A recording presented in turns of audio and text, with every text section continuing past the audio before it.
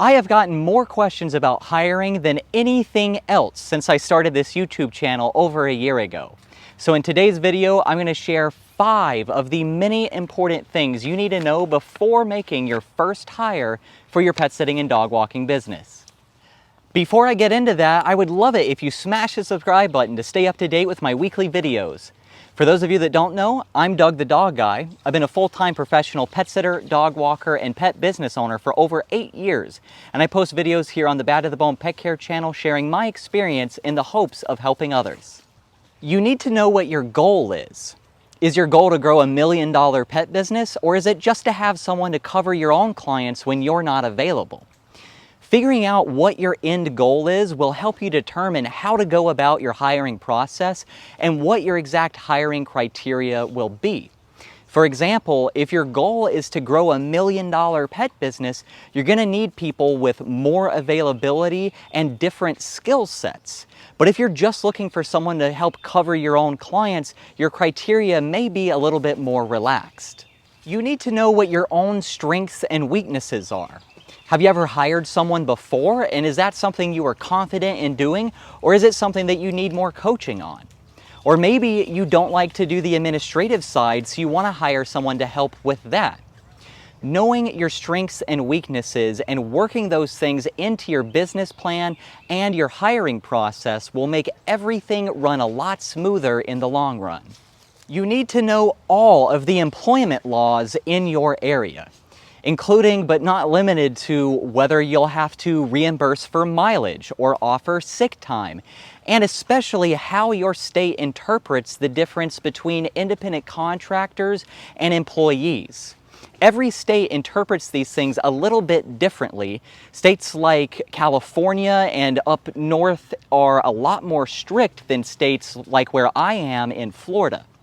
You have to know these criteria and these differences for your own legal purposes. It'll be a huge liability if you get certain things like this wrong. I would highly recommend reaching out to other pet businesses in your area about how they do things and contacting the employment board directly with your state. To give you a brief rundown, an independent contractor is typically someone that has their own business, and you'll contract work out to them occasionally, and you won't be able to train them or set their prices or anything like that. And that was the way that a lot of pet sitting and dog walking businesses operated for a long time.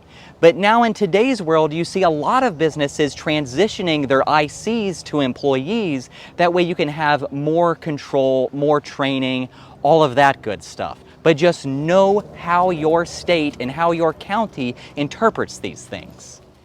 You need to know your numbers. If you don't know your numbers, then how would you know if you can even afford to hire to begin with? And when I say this, I mean you need to know all of your numbers. What is your minimum wage in your area? How many visits does your company usually do, and how many visits does your company project to do in the coming future? What's your average profit margin on a 30-minute visit? What's your profit margin on an overnight stay? Would you have any profit at all if you had an employee do an overnight stay? Any and every number that you can think of, you need to know. It's impossible to run your business efficiently without knowing all of your numbers. You need to know how you're going to schedule and pay your new team member. There are a lot of different scheduling apps and different payroll companies out there, and I recommend looking at all of the different options and weighing the pros and cons against your own business plan and business goals. I personally use Time to Pet for scheduling and Gusto for payroll, and I would highly recommend those to most pet businesses. These are just 5 of the many important things you need to know before making your first hire for your pet sitting and dog walking business. If you're curious about ways to grow your pet business without hiring, I'll link my video to that down below. And if you're interested in working with me directly, I'll leave that link in the description below as well. And I'll be putting out more videos about the hiring process in the coming weeks. I'm Doug the Dog Guy from Bad to the Bone Pet Care, reminding you to stay positive.